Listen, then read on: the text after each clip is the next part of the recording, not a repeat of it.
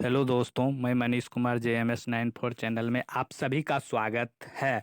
आज का टॉपिक है वन्य जीवों के साथ सहजीवन है जरूरी।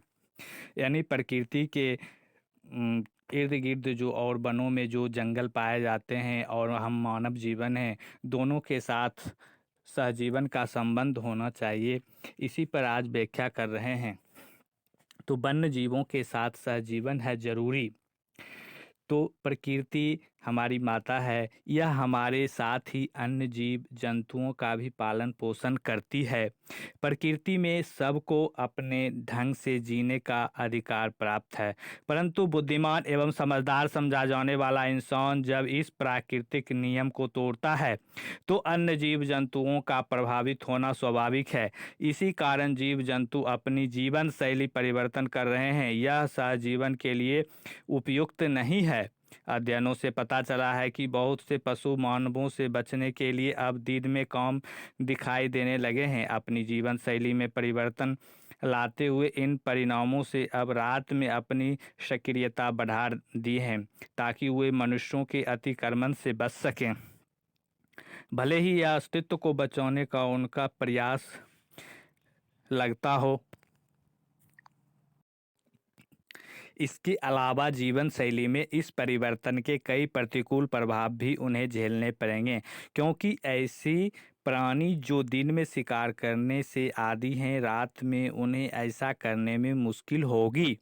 हो सकता है कि प्रजनन के लिए अपने जोड़ों की तलाश भी उनके लिए कठिन प्रयास साबित हो। अगर ऐसा हुआ तो इस बदलाव से उनको ज़्यादा लाभ नहीं होने वाला है। हो सकता है कि आगे चलकर अस्तित्व पर बन आए और संकट से बचने के लिए वे कोई और कारगर तरीका अपनाने लगे। दुनिया भर में इस इंसान वन्य जीवों के निवास स्थानों पर हमले कर रहे हैं। हम जंगलों को काट रहे हैं और उनके प्राकृतिक निवास स्थलों को तहस नहस कर रहे हैं। अपने विकास की अंधी चकाचौंध में हम शायद भूल गए हैं कि इस पृथ्वी पर दूसरे प्राणी भी रहते हैं या उन्हें भी रहने का अधिकार है।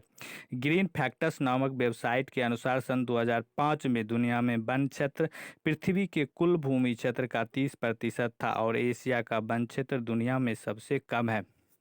विश्व बैंक के आंकड़ों के अनुसार भारत में सन 1990 में कुल भूमि क्षेत्र की तुलना में वन क्षेत्र 21.5% था, जो सन 2015 में थोड़ा बढ़कर 23.8% हो गया, जो पहले की तुलना में थोड़ा उत्साहवर्धक लगता है। वन क्षेत्रों पर मानव जनसंख्या का जो दबाव पड़ रहा है, उनसे वन्य जीवों के अस्तित्व को खतरा है। इसी कारण इन जीवों ने अपने जीने के तरीके में परिवर्तन लाना ज़्यादा मुनासिब समझा है। वन्य क्षेत्रों में हमारी बढ़ती गतिविधियों के कारण उन्होंने अब रात की जिंदगी को अपनाना शुरू कर दिया है। ऐसा निष्कर्ष एक नए अध्ययन से निकाला गया है।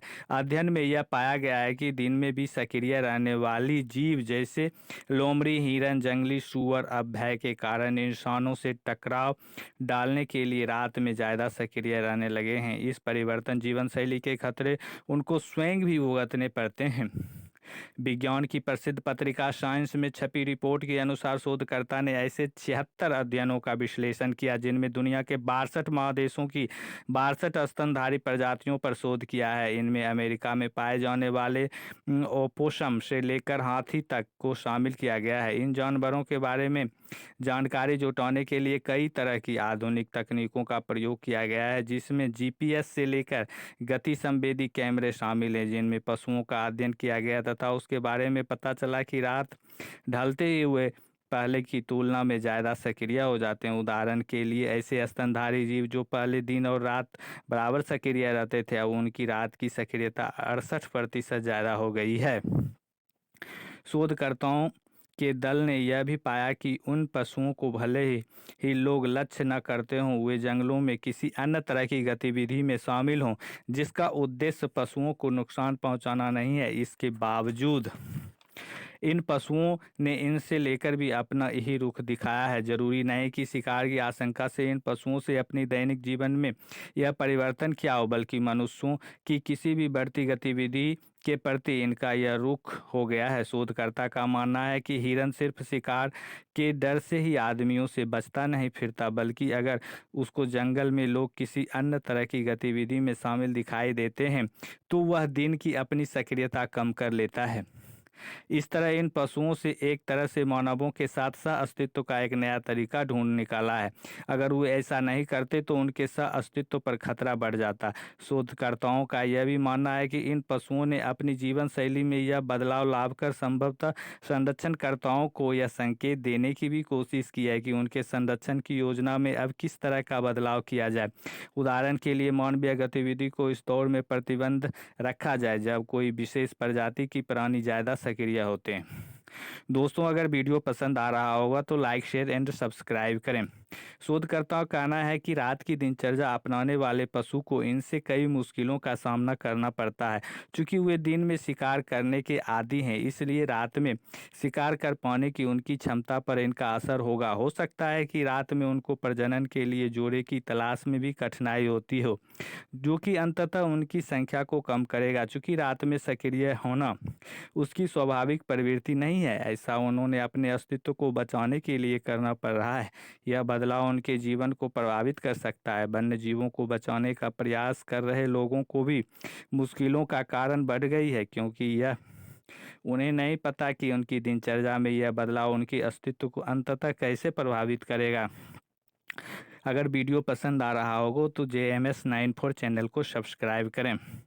वन्य जीव के संरक्षण एवं संवर्धन के लिए उचित एवं कारगर प्रयास करने की आवश्यकता है, जिससे वे अपनी सहज एवं सामान्य जीवन शैली अपना सकें और प्राकृतिक नियमों का पालन करते हुए सहजीवन की अवधारणा को अपनाना चाहिए। धन्यवाद दोस्तों।